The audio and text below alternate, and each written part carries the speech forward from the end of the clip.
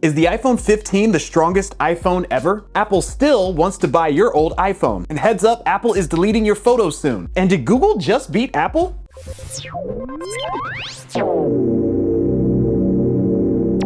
What's up? I'm Royce, and this is Apple Next, where I talk about all the latest and hottest Apple news of the week. So if that sounds good to you, go ahead and hit that subscribe button. Now let's get into it. And first up, it looks like the iPhone 15 Pro is going to be the strongest iPhone ever, because it looks like they're going to switch from the stainless steel frame that the iPhone 14 Pro has and move to a titanium alloy frame for the iPhone 15 Pro and Pro Max. And pretending like I know all about metal and I didn't just Google this, one of the pros to switching to a titanium frame is that we can expect a more durable iPhone. And titanium is supposedly twice as strong as aluminum, which is the frame on the regular iPhone 14s, and around 30% stronger than stainless steel, which is on the iPhone 14 Pros. Also, another pro for switching to titanium is that it's not only more durable, but it's actually lighter. Whether we'll actually see that in play with the iPhone 15s, I don't really think we'll see them get lighter, especially if we're gonna see that bigger lens that's coming to the iPhone 15 Pro, specifically the Pro Max with the periscope lens. I'm sure that's gonna add some weight. So maybe also in getting the phones to be more durable, they're also looking at titanium to kind of help subset the extra weight that's probably going to be added on with these extra lenses that they're throwing in. But a con to switching to titanium is that titanium is more expensive than stainless steel, which also adds up to us hearing about the iPhone 15s and specifically the 15 Pros getting more expensive, right? So that's been the recurring theme over these past few months, is that for whatever reason, we're going to see a price bump probably around $100, and whether that price bump's going to affect just the 15 Pros or also the regular 15s, we still don't know. But with all this extra stuff that Apple's kind of thrown into the mix to make this new phone, it's looking very likely that we actually will see this price increase. Now, it actually was thought last year that the iPhone 14 Pros would be the models that's getting this titanium alloy upgrade, but obviously that never happened. So we could see a similar situation here where we think this is coming, but it actually doesn't. I feel like it probably will though, because usually what happens with these types of rumors that don't really make it into a certain iPhone model, it's usually because whatever that feature is or design was maybe like a year too early, right? Could be the same case though, and maybe this is actually meant for the iPhone 16s. But again, I don't know, because of the price increase, things like that, it's starting to add up that this could definitely be a major factor in that price increase. But only time will tell, but either way, we all could definitely benefit from having a stronger iPhone, and I can't wait to see all those ridiculous drop tests that everyone's going to do where they throw their iPhone out of a plane. Next up, Apple still wants to buy your old iPhone because they have just increased the trade-in value for certain older iPhone models yet again. Now, back in May, I made a video talking about how Apple had already increased the trade-in value for certain iPhone models. And now for a smaller pool of those phones, they've bumped up the price again, and I'll just list them off for you real quick. The iPhone 13 Pro Max now has a trade-in value of $640, which is up from $630 the last time I mentioned this. And that was even a jump from $600, which was the original trade-in value at the start of the year. And with the iPhone 12 Pro Max, it's now up to $460, and it was at $420 last time, and the original one before that was $400. The iPhone 12 Pro is now $360. The iPhone 11 Pro is now $250. And just like last time with some trade-in increases, we also got some decreases specifically for the iPhone 12 mini, which is now down to $200, which is down from $220 the last time we talked about this, where at the start of the year, you could actually trade it in for $250. So that's a $50 decrease just within this year. But that's not all. There's also been some trade-in increases on Macs as well, with the MacBook Pro being traded in up to $795, the MacBook Air $460, the Mac Mini $425, the iMac $535, and then the Mac Studio $1,425. And I'll leave a link to Apple's trade-in website so you guys can go and check your own models and devices that you have to see how much you can get for them. As I mentioned last time, I'll mention it again, you definitely can get a lot more money back if you went and sold your stuff yourself through eBay or whatever platform. The only problem with that is you have to actually go out and do that, and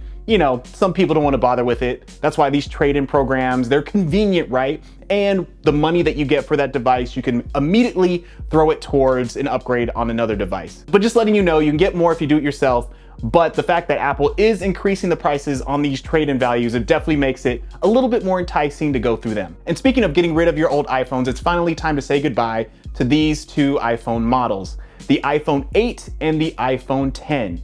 And the reason why I say it's time to say goodbye is because once iOS 17 comes out with the iPhone 15s in the fall, the iPhone 8 and the iPhone 10 is getting left in the dust and they will not be supported on iOS 17. If you're someone who has an iPhone 8 or a 10, now might be the time to look into upgrading and going back into that trade-in program that Apple has. Honestly, you're not gonna get a lot for them. I saw that at this time right now for the iPhone 8, you can get $70 for it. And for the iPhone 10, you can get $120. Again, you could try and sell it on your own, see if you can get a little bit more. And the thing is, every year, some older iPhone is getting left in the dust when a new software update comes around. But the reason why I wanted to highlight these two phones is because, one, it's weird because the iPhone 8 and the iPhone 10 actually came out in the same year, even though they're the two different numbers apart. Because Apple skipped the iPhone 9 completely, pretty much put out two phones that represented two different generations of the iPhone, right? The iPhone 8 represented kind of like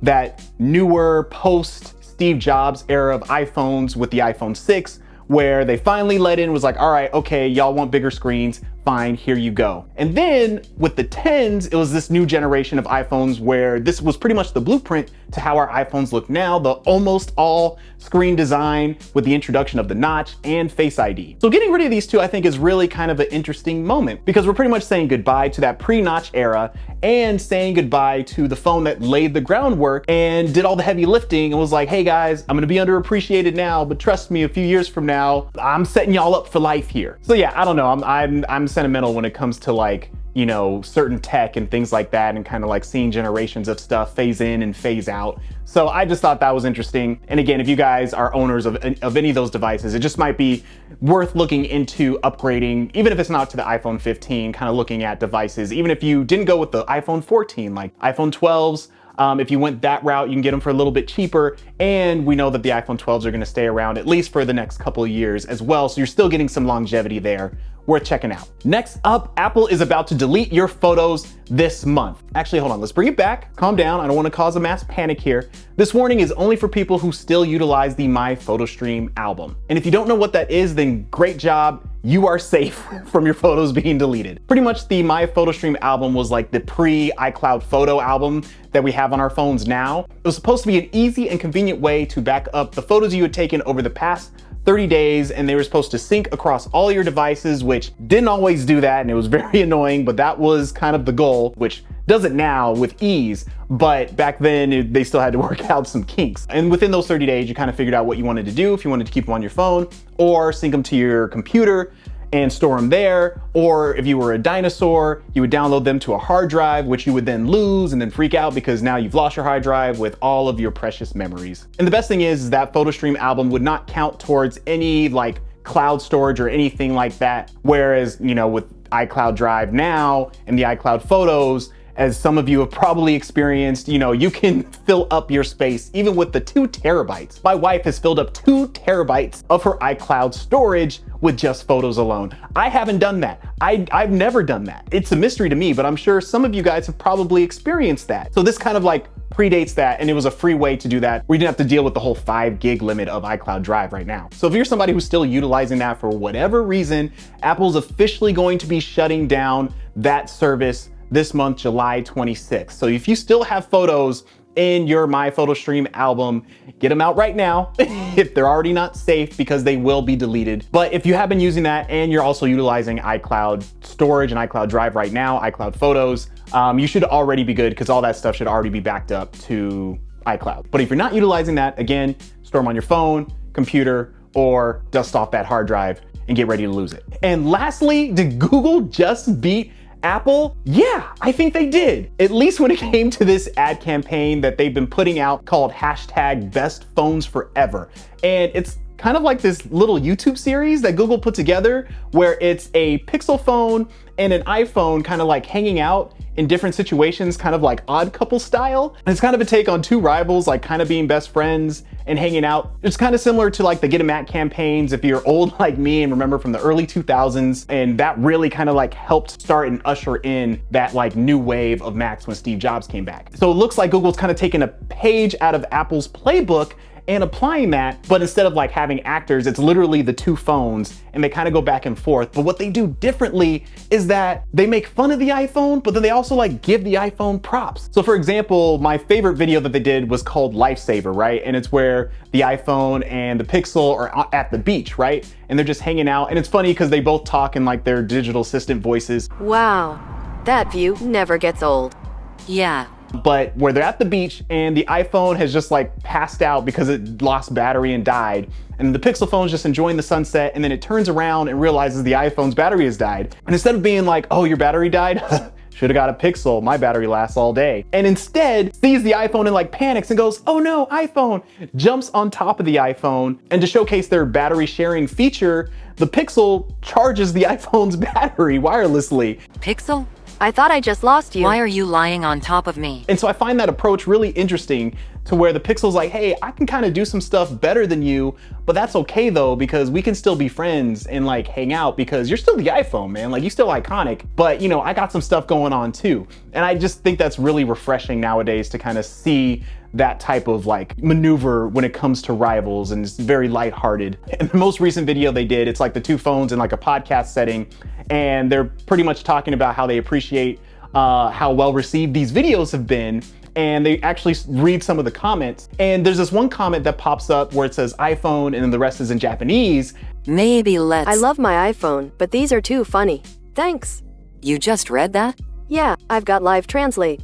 Impressive. So that's really cool how like it pokes fun at like the iPhone and how it doesn't have like live translation like the Pixel does, but then also still shows that like people love the iPhone. And I feel like that's such a great way to do it and go about it, because at the end of the day, I feel like these commercials, they're not threatening or trying to attack the iPhone. Like, iPhone users are gonna watch this and be like, yo, that phone has some cool features, maybe I'll get it, but if not, I still love my iPhone. Versus Samsung, LG, all these other phones, which I feel like they're the ones who need to watch out, because Google is pretty much saying, we are the standard, the de facto Android device. If you want the best Android experience, get a Pixel phone, because every one of these commercials ends with Google saying, only phone engineered by Google. Forget everybody else. It's just me and you, iPhone. Now let's go toe to toe. So if I was Samsung and all these other companies, I'd kind of watch out, because this approach versus like the trying to make iPhone users feel stupid for having iPhones is like, oh, I got a Samsung, and everyone's like, oh, Samsung device. Oh my goodness. How am I ever gonna survive if I don't get a Samsung device? I'll leave a link to the videos. Check them out and let me know what you think. And that's all the Apple news I got for the day. I'll catch y'all in the next one.